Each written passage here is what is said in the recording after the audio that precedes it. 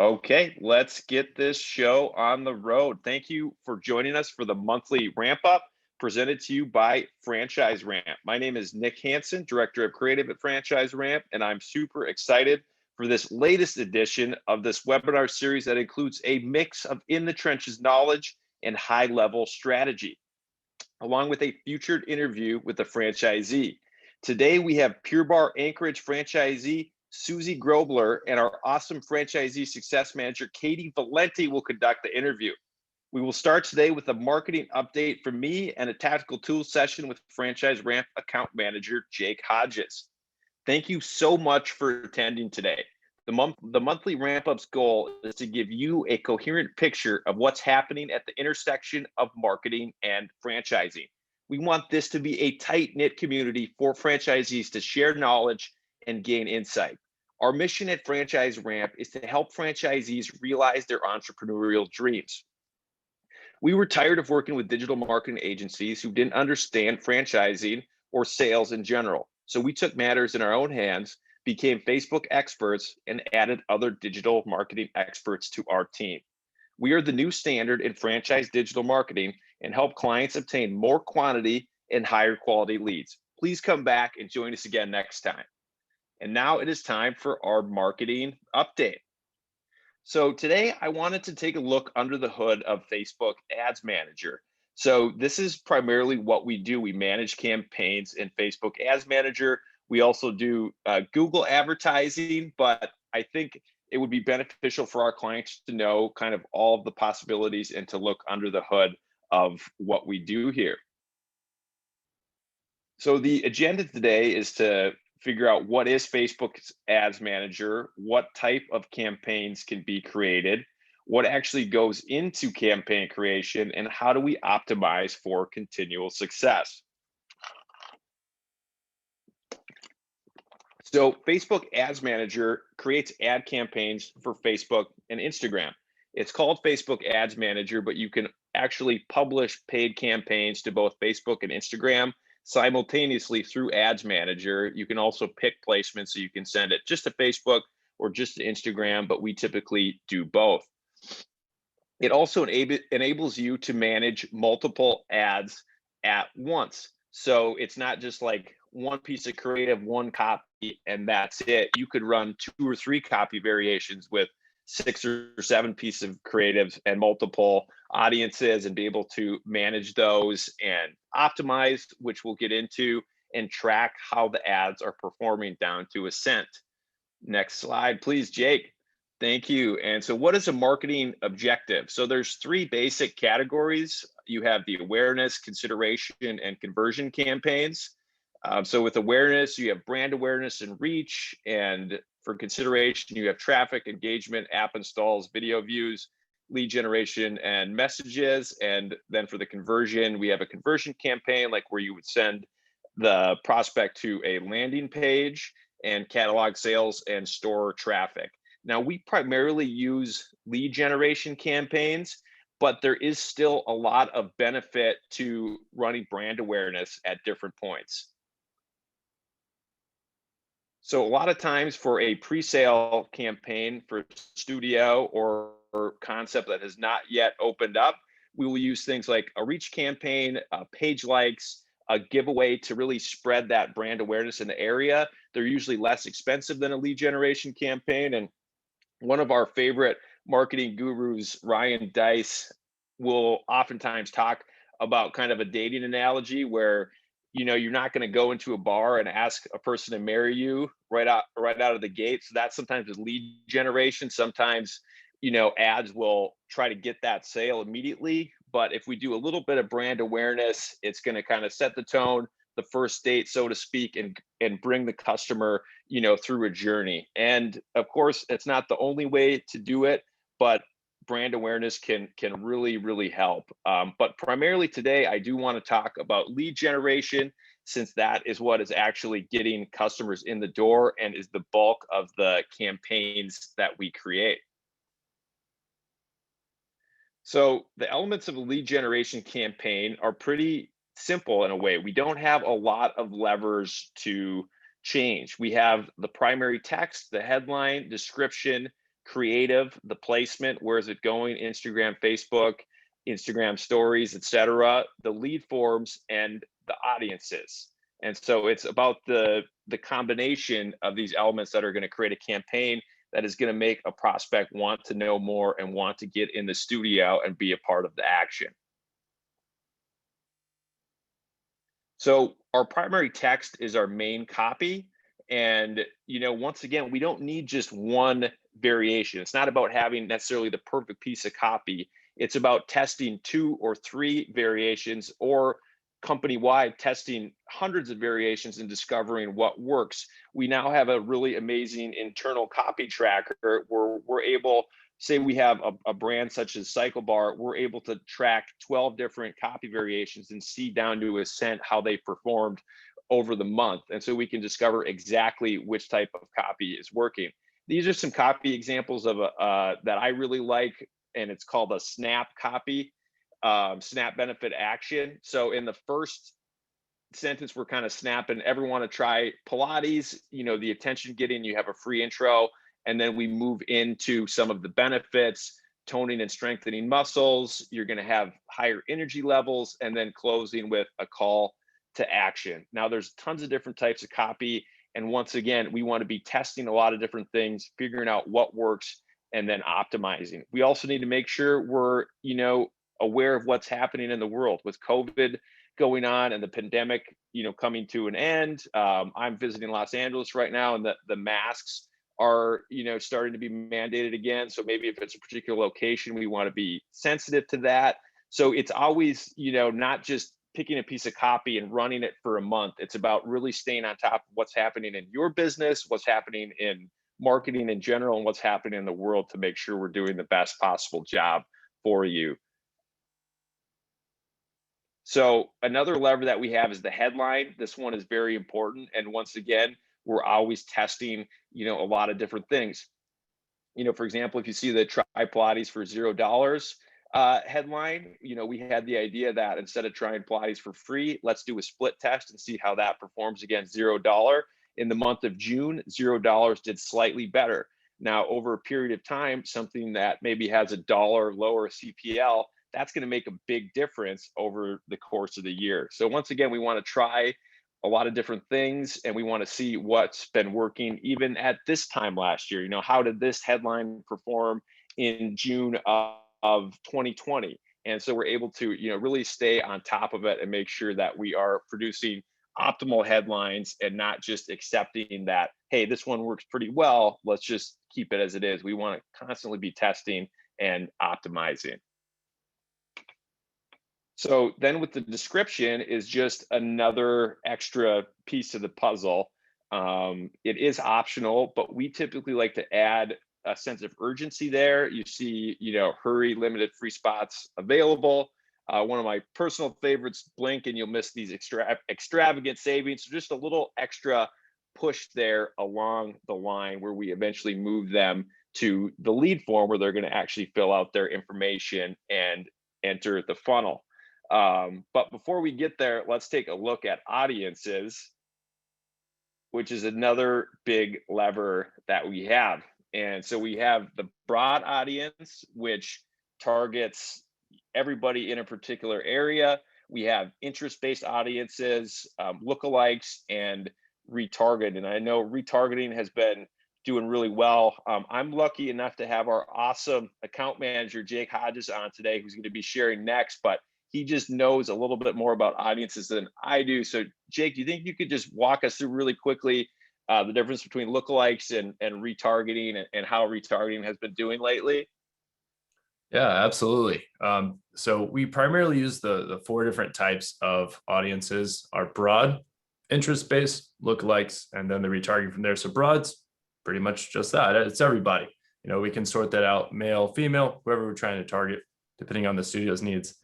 Interest-based is going to be targeting users who have expressed interest, liked pages that have to do with maybe fitness, with Pilates, with yoga, something like that. Lookalikes, we were thinking earlier an easier way to explain this, but it gets pretty tricky. Essentially, it takes all of anyone who's engaged with your page and says, I want to advertise to people like them. based on, thousands of different factors.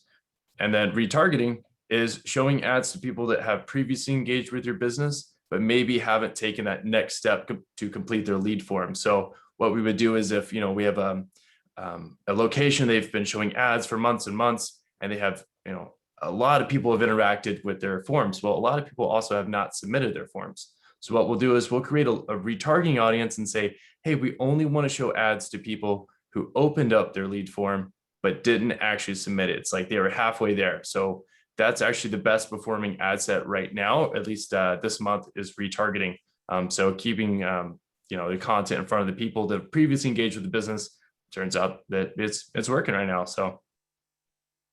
Awesome, Jake. Thank you so much for sharing your expertise. And once again, we want to keep testing different audiences, because sometimes an audience that's working really well in one brand won't work as well in another, or something that worked well last month won't work well this month. So we have eyes on the account every day, every week, every month to make sure that we're not missing anything. And we also want to make sure that the copy and creative is aligning with that particular audience.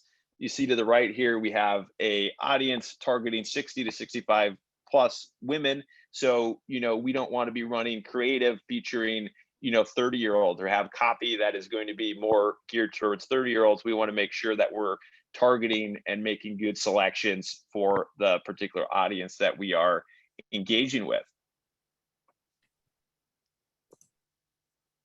So now we get to the all important lead form. So we have selected the right creative, the right copy, and the correct audience, and the prospect is interested and they've clicked to fill out their information. So we want to make sure that we have an engaging visual, and that the lead form is leading them to the next step and they want to fill that out. And once again here, it's not necessarily about having one perfect lead form. We want to be testing these all the time as well and seeing what works. For some brands, a shorter intro works really well. For other brands, we may want more information. If it's a pre-sale studio, we may want more information about what the prospect can expect when they get there. If it's a particular type of offer, the lead form is going to change. So this is another thing where we don't want to just pick a lead form for the month or for the year and let it sit. We want to be constantly finding what's really working. And the lead form is one of those small levers that can make an absolutely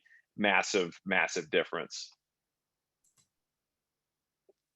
And finally, my most favorite personal part is the creative. And this is where we select different images and videos. And once again, it's not about having that single perfect, kind of magic bullet piece of creative. It's about having a vast array that we're going to be able to test. So we may have 3 to 4 variations per ad set. We may have 6 to 7. It might be a testimonial, it might be a boomerang, it might be authentic photos, it might be corporate provided videos. And we want to be able to test all of these and then monitor them. And we might discover, after a couple of days, hey, this boomerang and this testimonial are doing amazing, but this photo is not getting any engagement. So we're going to turn that one off and not spend any more money on it. And, we need to make sure that the creative is aligned with the copy and with the audience and is reflecting what's happening in the studio. And for optimizations, is basically, we don't want to just let these ads sit. We want to be on top of what they're doing. And so we have a process for checking these on a regular basis. And so you see on the bottom here, we have 3 audiences running. They're all doing pretty well, but we see that 2 are higher at $18 a piece. So this is a time where we would potentially, after some analysis, turn off the lookalike audience and turn off the interest audience for a little bit and just run the broad audience. Or as you see in the picture above, where all of the ads, so say this campaign is running 15 different ads, we may discover that some of them are doing really well and we want to keep those running, and some of them aren't doing as well. So we want to turn those ads off and continue to monitor over a period of time. And so once again, testing, optimizing, and achieving measurable results. And so in conclusion, Facebook Ads Manager does have its complexities, but that's why we're here. It's always changing and we're always testing to figure out what is going to work. a couple of our core values at our company is enthusiastically serving and always growing. So we want to make sure that we're enthusiastically serving the franchisee to help them achieve their entrepreneurial dreams. And that means being really hands-on and listening to their needs and making sure that it aligns with the franchisor's needs. And to do that, we always need to be growing with you, because we know as franchisees, you're constantly having to adapt, and the marketing reflects that. And so we want to keep up with you, and it's definitely a full-time job that we really love. And in the end, we want to have these measurable results that are going to create tangible differences in your business and help you to achieve those entrepreneurial dreams. So please message us in the chat or the Q&A function if you have any questions. And I'm now going to pass it to our awesome account manager, Jake Hodges, for a tactical tools session. Awesome. Nick, thank you for all of that. It's so cool to see on screen and sharing with our clients exactly what we look at all day. So thank you. I'm going to be talking about probably my favorite marketing tool ever. My background is a little bit more in the hospitality, hotels, restaurants, stuff like that. This was a huge tool for us because it connected us with customers and really gave us insight into how people, what their first impression of our businesses were. So I'm going to talk about what Google My Business is, why it's important, the insights or the data that Google My Business gives you, so you can use that and how to apply that to other marketing solutions. 5 easy ways to improve your listing. It's really easy, I promise. And what works best for fitness locations. So likely the first impression that somebody has of your studio is, if it's not a paid channel, if they're not seeing an ad, they're probably searching for fitness studios near me or Club Pilates near me, Pure Barre near me, something like that. The first impression they're going to get looks a little something like this. So we start off with some photos. So you can see where it is on the map, the Google Street View of the outside. We also have the name of the business and then some call to action buttons there. The Google reviews, for, if somebody's left a review, they've got 90 of them and with a 5-star average, which is awesome. The more reviews you can get, the better. But then it also breaks down more specific information like your address, hours, phone number, your link to book appointments, which is super important. Reviews from across the web, that'll be from, Facebook, from Groupon, from any of the other platforms. Wherever you have the most of is where Facebook's typically going to show it. The profile also shows a few recent reviews, which are typically 5-star. Google does like to try to help everyone out. They're not going to just put the 1-star reviews up there unless that's all you have. So 5-star reviews are really important. That has a short paragraph about your business, which you can edit. This one is awesome. It's got some good keywords in there. We'll get into that later. And then updates from Pure Barre. That one's blank, but usually when you post on Google My Business, like almost a social media post, that's where it would be. And then places that people have also searched for as suggestions. So normally this is split into 2 sections. Normally it's on the right-hand side of your screen or just all together in a row on a phone. And it's so much visibility for your business, and it's free and it's super easy to update. So we'll kind of get into the details a little bit more here. So why is it important? It allows you to connect with your customers on Google Search and Google Maps. So it's not just gyms near me. It's also people that are looking on the map side, which is probably a quarter of the search traffic that you're going to be getting organically. The overall goal is to communicate basic business information to the users to make it easier for them to become customers. So that's why we want to make sure everything is accurate, and the less clicks that a customer has to make to book with your business, the more likely they are to convert. So keeping the accurate information is super important. It's also a great way to build customer confidence with the reviews. The more reviews your business has, and the better they are, it's kind of like a testimonial that you would have on a website or a testimonial ad that we display. This is just another platform for that. But also, if you have more reviews and they're mostly 5-star, Google says, hey, this business is doing well. We're going to recommend it more to customers. So the more reviews you can have, the higher visibility chances that you have as well. It also provides opportunities for engagement. So that's going back to talking about posting on Google My Business. Just like Facebook or Instagram, you put in text, a link, and a photo, and it can post onto Google My Business customers can actually follow you and they can get notifications and updates. So if I recommend probably posting on Google My Business at least once a week. That way your content stays relevant and on top. I kind of did this experiment on my own, and I looked up a location near me. You can see that on the right with the picture. It's got the paragraph and sign up at the bottom. Well, this was from 2020, April 27th, 2020. That's the last time they posted. So it was the most recent update on their profile. When I clicked the sign up link, it went to a 404 page. So it was probably linking to an offer that is no longer there. It is from 2020, so it hasn't been updated in a while. That's why it's important, maybe when your offer changes or you've got new hours, just something, some way that people can engage with your business. So they also provide a lot of, Google provides a lot of insight into how your customers are interacting with your business.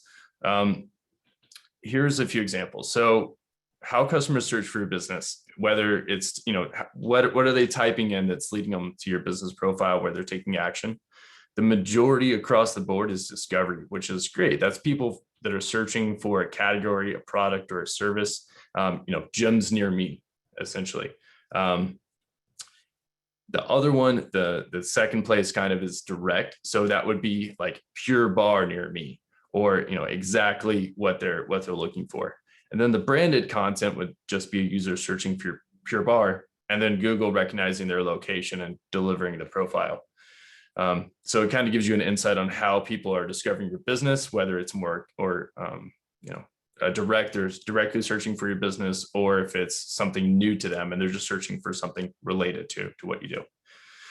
So also they measure customer actions, which is great. You can go and view, to reference those call to action buttons that were at the top of the profile, your visit website button, your directions button, and your call this business button. And you can measure that over time as well. The view we have here is over the last quarter, and you can see it kind of goes up and down, and you can zoom in on that and see, okay, mostly it's Sundays that were a little bit slower, or Mondays are really busy. So it also lets you gauge, how many hands on deck you're going to need during certain times. Some more insights are direction requests. You can see exactly where people are clicking when they click the get directions, what zip code they're in. And then you can zoom out and see that by city as well. But this might provide you a good insight of where, more densely populated areas are getting traffic or requesting directions to your business.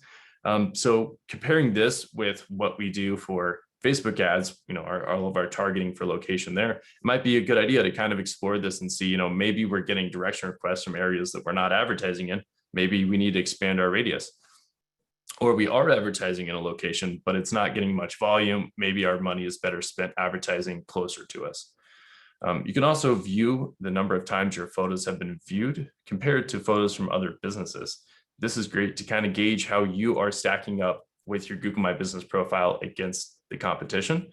There at the bottom of the right image, it says your photos receive 88% more views than similar businesses. That's great. So the more often you post, the more likely people are to see your content, the more views that you're going to have, and the more likely somebody's going to choose your business over someone else's.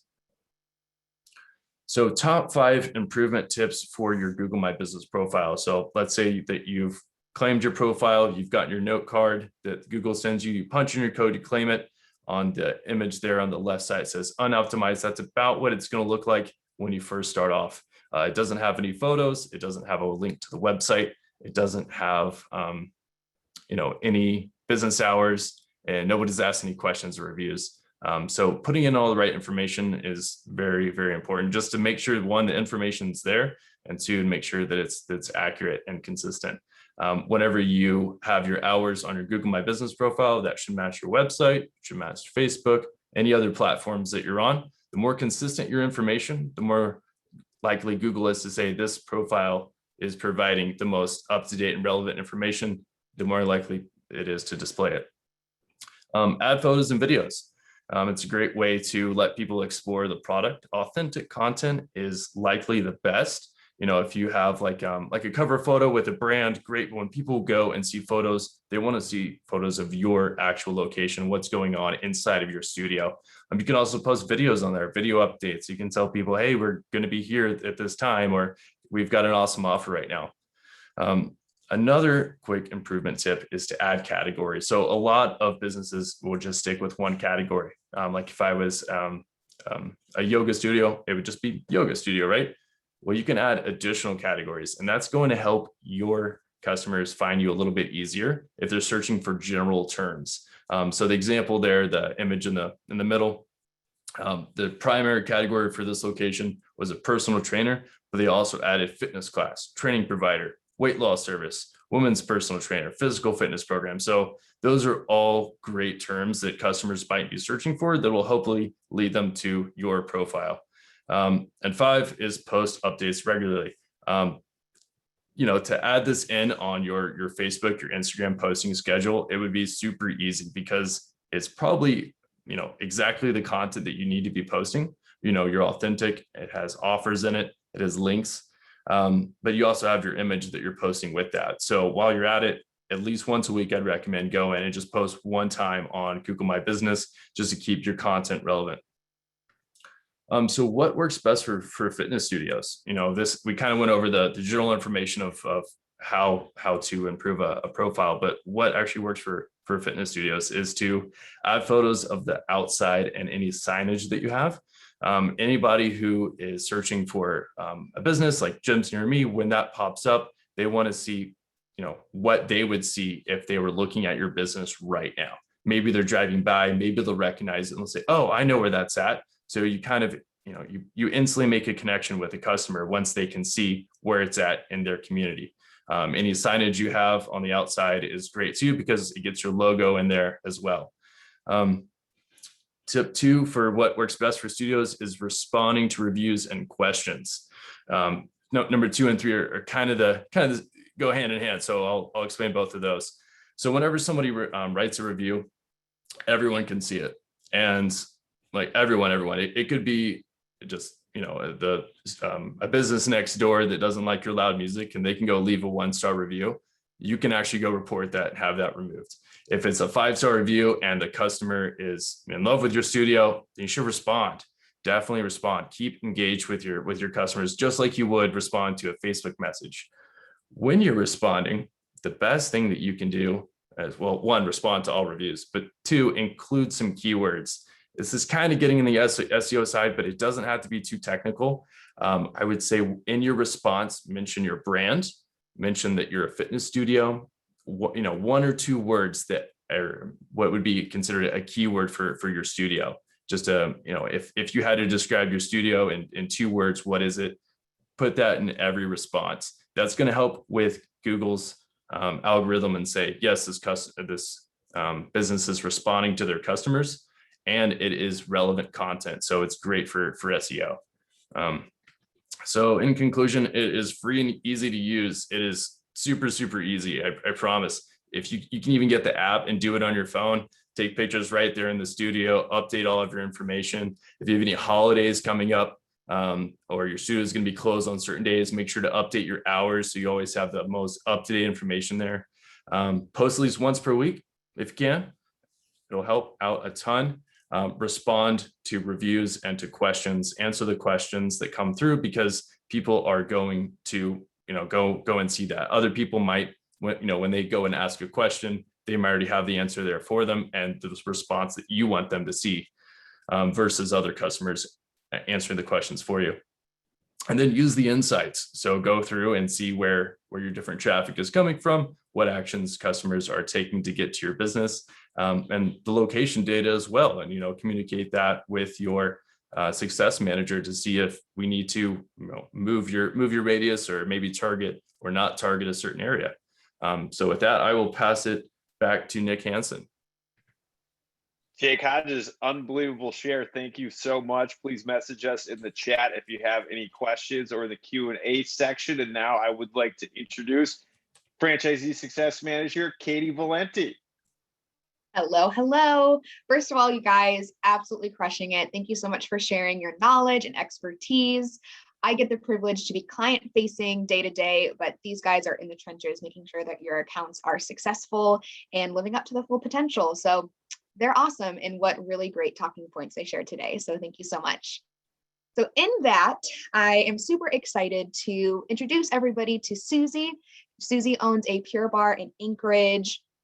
Wonderful, wonderful owner. She is always doing what she can to support her staff, taking new chances and opportunities to further her experiences and her brand. Really excited for her. She's opening up a new studio in her town as well. So I'll let her talk about that for a little bit, but she has 4 years of experience under her belt, and she comes from an engineering background. So killing it on all fronts. Super excited to welcome Susie. How you doing? You might need to. Hello. Thanks for having me on. Absolutely. Where are you calling from today?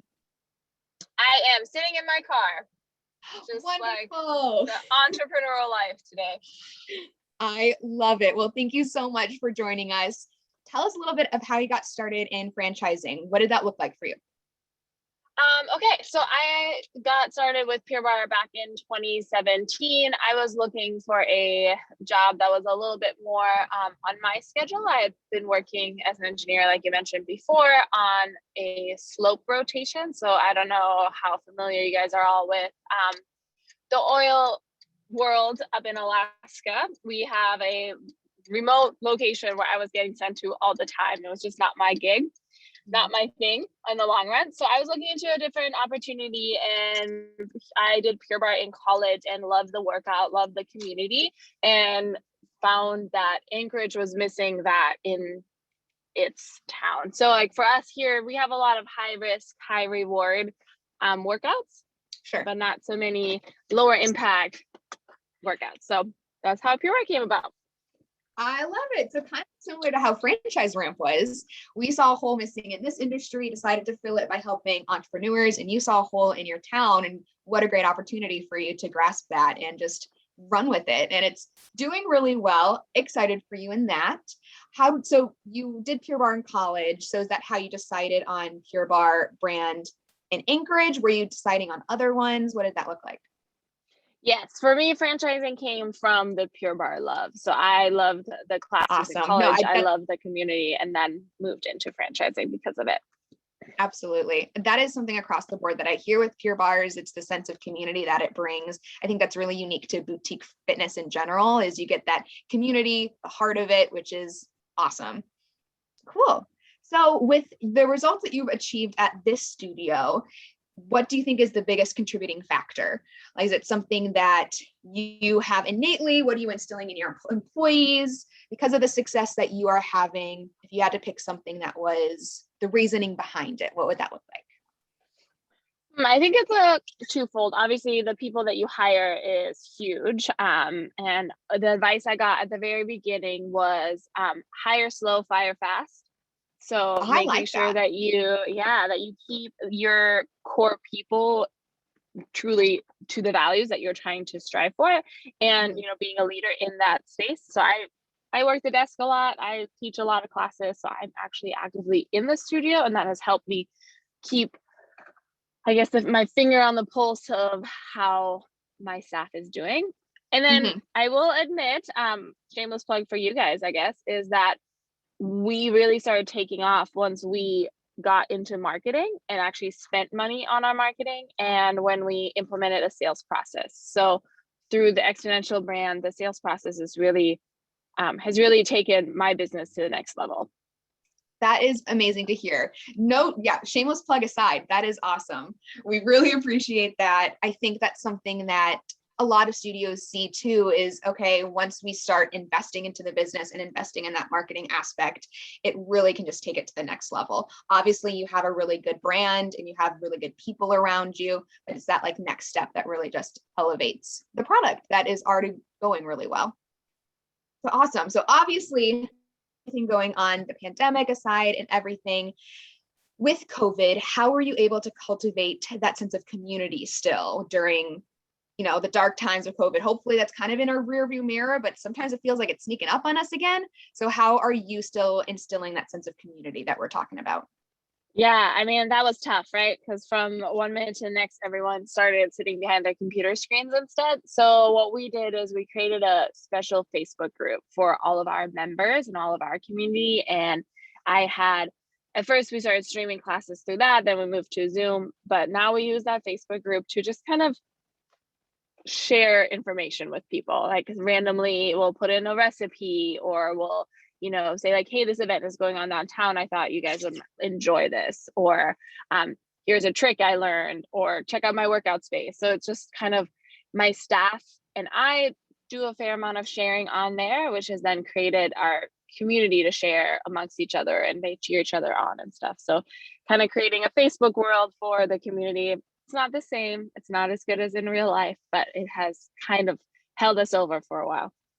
That's awesome, because I think that's a really big component of establishing a community when you can't see people in person. It's sharing those things like breaking bread, that's so important, sharing those recipes. If you can't do that together, why not share it with people online and virtually? I think Facebook is a really good venue for that. You're able to cultivate that experience, even though it's behind a screen, it's not what we would prefer. It offers us that sense of community. So good for you guys for taking that step and really letting your members have a space to do that. I'm sure they really appreciated it. Awesome. So tell us a little bit about Rumble. How did you fall into this new opportunity to open up a new studio? That is so exciting. How did we get there? Did you do that in college too? No, I did not. I have actually never taken a Rumble class to this day.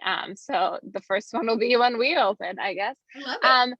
Yeah. So obviously I've seen the success of Pure Barre underneath the Exponential brand. And once it was announced that they acquired Rumble, I immediately got excited.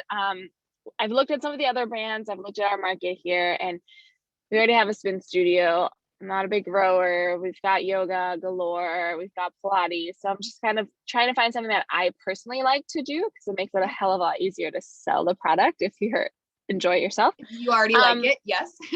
yes. And I have always enjoyed the boxing concept. So I think it's going to be a really great complement to Pure Barre. And so I wouldn't be cannibalizing my own business. That was one big thing. I didn't want to, take customers from one side, move them to the next. Mm-hmm. And yeah, so that's kind of how it came about. I was thinking Pure Barre was coasting a little bit. I've got some amazing staff and saw the opportunity that we can grow rather than just stay steady. And absolutely, hopefully things keep going the way they are. COVID is attempting to make a comeback in this town, but hoping we can keep that all at bay. We're not going to let it. Absolutely. No, you guys will be good. That's so exciting, just opening up a new studio and discovering what that process looks like for you. I've heard people say, I don't have kids. I love kids, but I've heard people say that going from one kid to two is like the hardest transition. How are you preparing to go from one studio to two studios? What are you doing to get through that process? I love that. I can only imagine. I only have one kid that you see right there. And he coincidentally was born shortly after our studio was open. He was a bit of a surprise baby. As I was growing my Pure Barre baby, I grew another baby and I was like, whoops. But anyway, so I think it's definitely going to be big on the time management part of growing to the two studios. But the difference that I keep reminding myself of is that when I opened Pure Barre, I was solo, right? Like it was me, and I had slowly started gaining the staff, started gaining the people, but it took a while, right? Versus Rumble, I now have a general manager that is amazing. I have sales staff that is amazing. I have people, I have a social media manager, so we've created this team that we can spread the work out, and it won't be quite as big of a transition, I think. Yep. Already knowing the system, already knowing how to talk to clients, how marketing works, all of those things, I think are going to make it a lot easier for the second kid, which will be fun. Of course, you're taking all of that 4 years of experience and knowledge that you have with Pure Barre, and now you just get to feed it into this new baby that is going to be ready and walking by the time that it's already. That's right. So it's already a toddler. It's going to be great. Yep. I mean, just from the community connection is already so much easier. Like I'm not having to recreate partnerships throughout town. I'm not having to, grow a following, because our Pure Barre following is already there. So it's been great. Well, I'm so excited for you. Just one more question. Is there any piece of advice that you would like to share with other franchise owners on their journey? What would that look like for you? So I don't know if every franchise owner that is on this call is on the exponential model, but I would say that trust their system because their plays do work, their sales work, and do invest in marketing because that is how you get the people in. And it's a bit of a numbers game. The more people you get in, the more people will buy your memberships. But then really the biggest component is the follow-up. I have found the biggest success with sitting down and calling each new member within a week of them signing up and giving them that little personal touch of like, hi, it's Susie, the owner of Pure Barre. People seem to love that. So it's great to gain new members, but it's easier to keep them, or it's better to keep them. So adding on that follow-up of checking in with them, seeing what you can do for them, giving them a personal touch has been big for us. Absolutely. No, and it just all goes back to the heart of the community. And that's what this is all about. That's the product that we are searching for. That's what people need, I think, in times like this, is that sense of community. And it sounds like you're doing a great job cultivating that. So congratulations. And thank you so much for coming on today and talking with us. I learned a lot, and I'm really grateful to having your knowledge on our ramp up today. So thank you. Thank you, Katie. Awesome. Go ahead, Nick, take it away. Yes, thank you so much, Katie and Susie. That was amazing. Someone's lawn mowing or something outside, so I apologize for the noise, but please let me know if you have any questions in the chat. I think we just have one right now.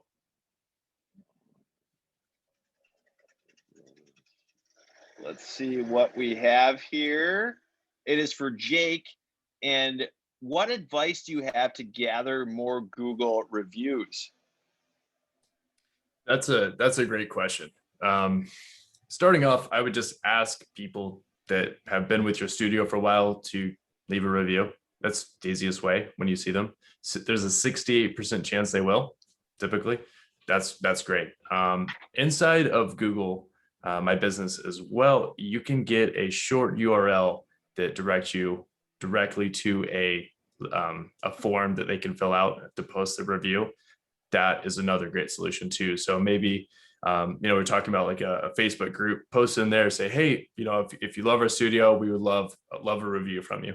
You can also make little cards with little QR codes. You can include the link and email blast, stuff like that. But I think just asking is the best first step that you can take, especially if you have customers that will leave a good review. Awesome, Jake. Thank you so much for sharing. That looks like all the questions that we have. Just give it another minute here. Thank you, everyone, so much for attending today.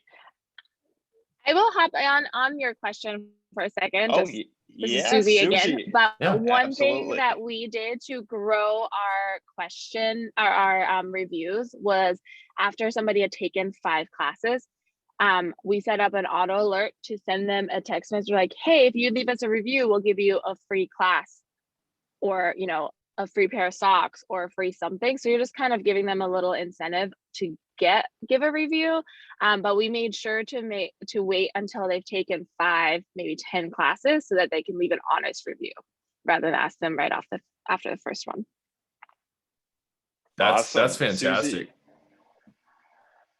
thank you so much for sharing. I see we have a comment from Mark. Mark, we can definitely connect with you offline right after this, and we're going to be setting out this recording as well to everyone. Brian, glad you downloaded the app. Thank you everyone so much for joining us today. We already can't wait to see you next time, and we look forward to working with you to achieve your entrepreneurial dreams.